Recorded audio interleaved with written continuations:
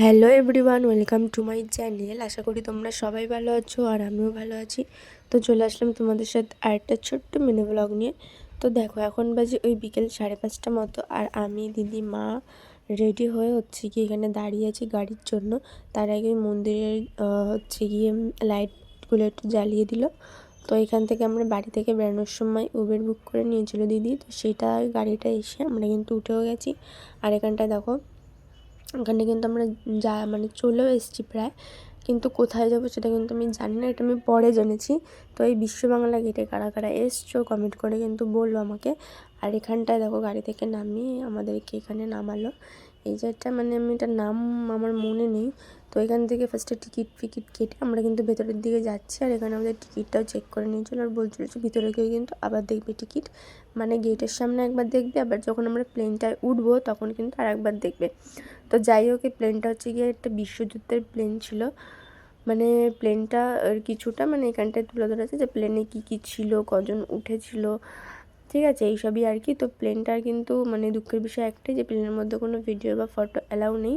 তোমরা একটু পারলে এটা একটু দেখে যেও, একদম নিউ টাউনের থানার পাশেই এটা রয়েছে। তো যাই হোক, এই প্লেনে কিন্তু মোট 10জন উঠতে পারবে প্লেনটা। একজন হচ্ছে গিয়ে থাকতো একদম পেছনের দিকে, আর এই যে একদম পেছনের দিকে একজন থাকতো, আর হচ্ছে 9জন থাকতো সামনের দিকে।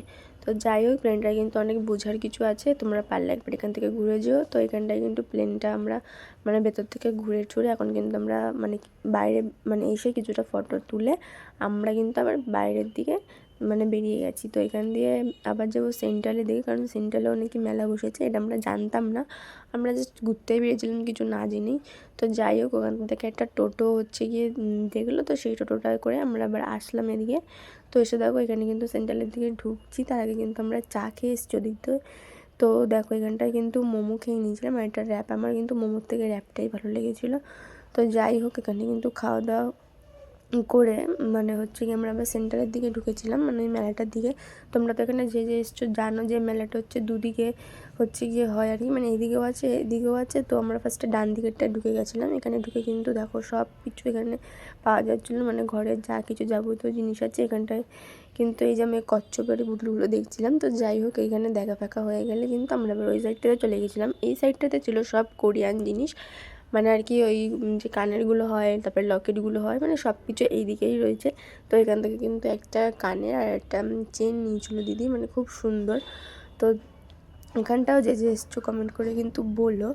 আর হচ্ছে আমরা কিন্তু জানতামই না যে এখানটায় মেলা বসেছে, এমনি ঘুরতে এসেছি, দিদি আর কি নিয়ে বেরিয়েছে। তো তখন একবার এই মেলাটাও দেখে গেছিলাম। তার মধ্যে হচ্ছে গিয়ে আরেকটা কাণ্ড হয়েছিল ওই দিনকারেই, আমাদের এই পাশেই যে তেলের পাম্পটা আছে, ওইখানটায় যেন আগুন ধরে গেছিলো, ওইখানে ওর জন্য রাস্তাটা পুরো বন্ধ ছিল।